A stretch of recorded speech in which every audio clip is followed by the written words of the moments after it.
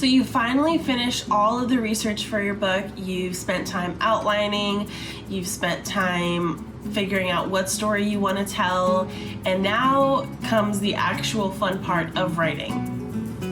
But is it really so fun? Sometimes the idea of the blank page can really freak us out before we get started, and sometimes defeat us before we get started. If you're someone and you're like me and you really struggle with being productive during your writing time, I'm going to share with you the tricks that helped me develop my own productive writing routine. As someone that's always really struggled with deadlines and time management and productivity while I'm writing, I feel like I've finally gotten a good system down to make the most of the time that I set aside to pursue my writing goals. So I want to reiterate that these tricks are really helpful for people that struggle to focus on writing, they struggle with staying productive during their writing routines, and people who have no idea how to even start their writing routine. How do they jump into a blank page? They know what they need to write, they know what they need to tackle, but getting the juices going and the creative mindset going is just really, really hard. So I wanted to share this system that has worked for me, and the first thing that I want you to do is identify your time. I personally don't subscribe to the idea that you need to write at a specific time every day, but I do try to write at least every day. Personally, I feel like this is super flexible. We all have really busy lives, and if writing is not your full-time job, then it can be really difficult to feel like you need to squeeze that in on a day where you already have so much going on. I know if my day is too busy, if I have too many appointments or interviews or too many errands to run that don't include going to TJ Maxx and getting a coffee, I just know that I'm gonna be way too exhausted to write later. And if I didn't wake up early enough that day to get a writing session in the morning, it's okay. I'm not gonna beat myself up for it, because to be completely honest, I'd rather not write bad pages if I can help it. Since writing is still mostly a hobby, I give myself a lot of grace for when I don't write. So it takes a lot of trial and error, and I think you gotta experiment with what times work best for you. But if you don't write every single day, I don't think that's something that you need to beat yourself up for. Just find something that works for you. But the thing that I do think is really important is identifying your place. Identify where you're gonna have the least amount of distractions. And I know that this feels like pretty common sense, but you'd be surprised. So for example, I love my desk. I think I finally gotten it to a place where I really love my setup. I love everything I have here, but I do so much here. I do my job applications here, I do my interviews here, I do my content creation here, my video editing, and this is so multi-purpose. And so when it comes to writing, it kind of feels like, because this space does so much, I just start thinking of everything else that I need to do, like, oh, I need to edit that video, or oh, I need to respond to that email. And it kind of really takes me out of the writing, and it gives me an excuse almost to focus on all of these other things that, yes, need to get done, but I don't need to get done right now. And then I use them as an excuse to not write and be like, oh, writing is silly, I need to focus on these other important things. And your writing is not silly. Obviously, it's something that's very important to you, and it's something that you really want to dedicate your time to. Figuring out where you can go to not hear those voices in your head that are telling you why are you doing this? This is silly. Why are you setting aside time to write? Is going to be really important. My personal preference, and I know a lot of other people prefer this, is they just go to a coffee shop or something. For me, the act of getting up and getting out of the house and not worrying about my husband coming in and teasing me or wanting me to watch his TikToks, which I love, but sometimes for me, who already has trouble focusing, pulling me out of a writing groove is the kiss of death. I do my best to just set aside an hour, hour and a half, maybe 2 hours max, and I go to a coffee shop. I have my headphones and my laptop. I feel like because I've made the effort to get out of the house, I want to make the most of the time that I'm out, and so it really helps me focus on just writing. The other thing that I do is that I try to be really specific about where I sit in the coffee shop. I try not to face the door, because any sort of movement or loudness is gonna distract me as well. Even with headphones, I'm just like always looking around because I love people watching. So I usually try to sit in the back with my back to the door so that I can only really focus on my laptop and there's nothing really distracting me. And when it comes to your phone, because I know everyone's gonna be like, but Becca, my phone, I sit on my phone, like what am I supposed to do? There's two things you can do. I know for me, if it's in front of me, I'm gonna use it. So I will either use it to play my music. So I will literally like prop it up in front of me and pull up my music on YouTube.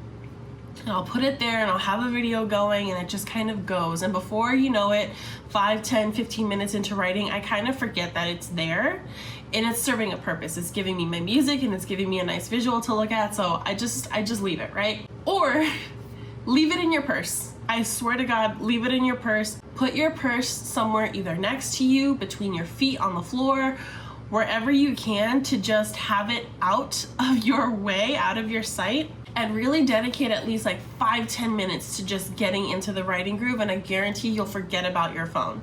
It works every single time, and I am someone who chronically has to reach for my phone if I'm bored, even for a second. So once you've picked your place, once you've picked your time and you're kind of ready to actually hit the ground running, it's time to create your game plan. Sometimes the desire to write is there, but there's a huge disconnect between your brain and your hands and the keyboard, which is totally understandable, especially if you're coming to writing after a really long day or it's the first thing in the morning that you're doing. For some reason, your brain just doesn't want to do it. How do you combat that? I recommend doing some sort of warm-up. This warm-up for me looks like handwriting a few notes. I personally like to reiterate, okay, what are the things that I would really love to get accomplished during the hour and a half that I have to write today? Is it finally tackling a really challenging scene? Is it finally starting the next chapter? Is it outlining a chapter? Is it revising my plot?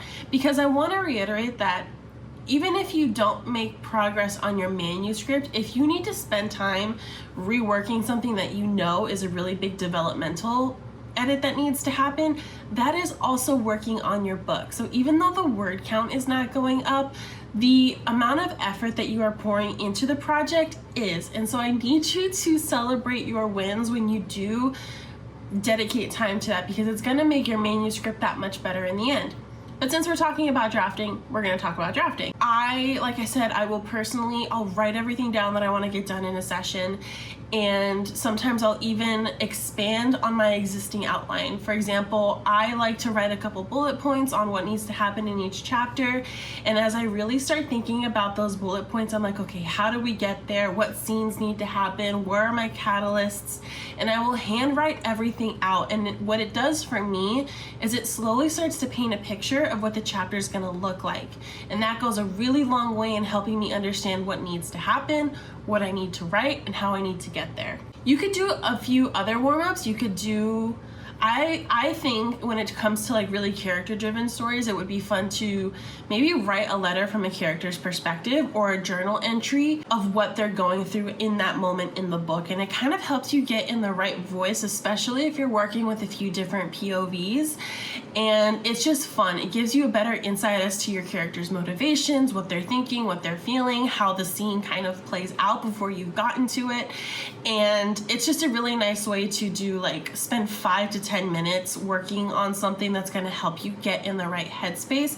I find that's the biggest challenge, is really switching into writer mode and dedicating the time and energy and effort into getting yourself in the right space to start writing. So once you've warmed up and you're staring at that blank page and you don't know where to start, or the place that you wanted to start actually doesn't end up being very fruitful, there's a lot of roadblocks and you don't really know how to move past it, I really recommend exploring different starting points. I have done this so many times in my own writing, and it is so helpful. I will literally close my eyes and let my hands type.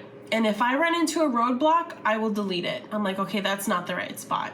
And I will do this over and over and over again, looking at the scene from different angles. I think the closest analogy also that I have is kind of like you're a director, and think of your book as like a movie.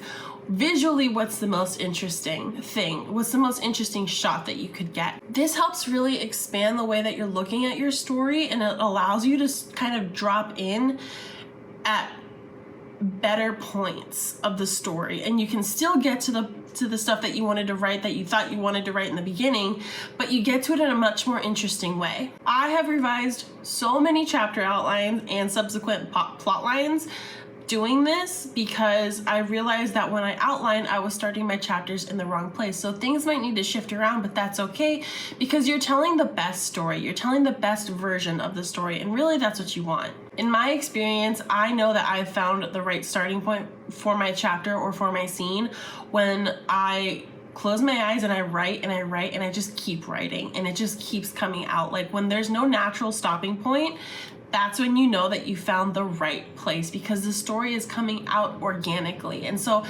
writing is very intuitive, and I think it's really important to listen to your body.